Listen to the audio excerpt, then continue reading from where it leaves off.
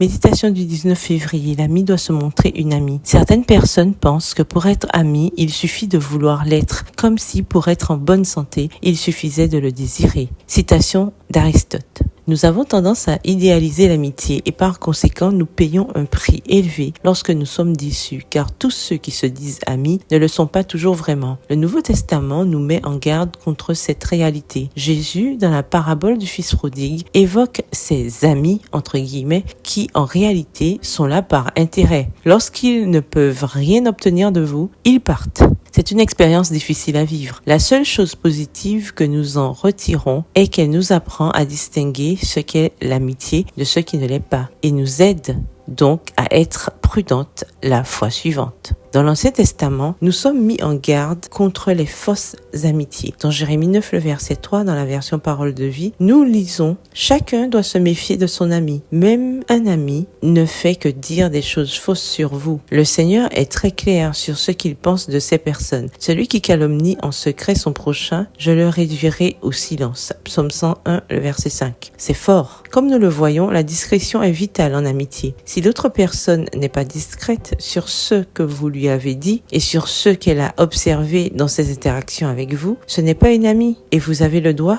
de vous méfier. Cependant, la discrétion qui permet de se faire des amis ne consiste pas seulement à ne pas raconter à quiconque ce que notre ami nous a dit. Si par exemple je lui dis « Tu sais, une telle est en train de divorcer, son mari la trompe et blablabla ». Dans cette indiscrétion, de lui dire quelque chose de privé qui ne me regarde pas sur une tierce personne, je suis aussi en train de perdre sa confiance et donc de miner notre amitié. Cela s'appelle des ragots et, bien qu'ils puissent sembler juteux, ils sont destructeurs d'amitié. La confiance qui existe entre deux amis ne surgit pas du néant. Elle est basée sur la pureté permanente des mots qui expriment la pureté et l'authenticité de nos pensées. Seule cette pureté authentique peut nous faire nous sentir en sécurité dans la bouche et le cœur de l'autre personne. Dire du mal d'une amie est en soi la preuve qu'il n'y a pas d'amitié, mais partager des informations sur autrui comme si nous en avions le droit n'aide pas non plus à jeter les bases de la confiance. Pour être une amie, il ne suffit pas de le vouloir, il faut aussi l'être.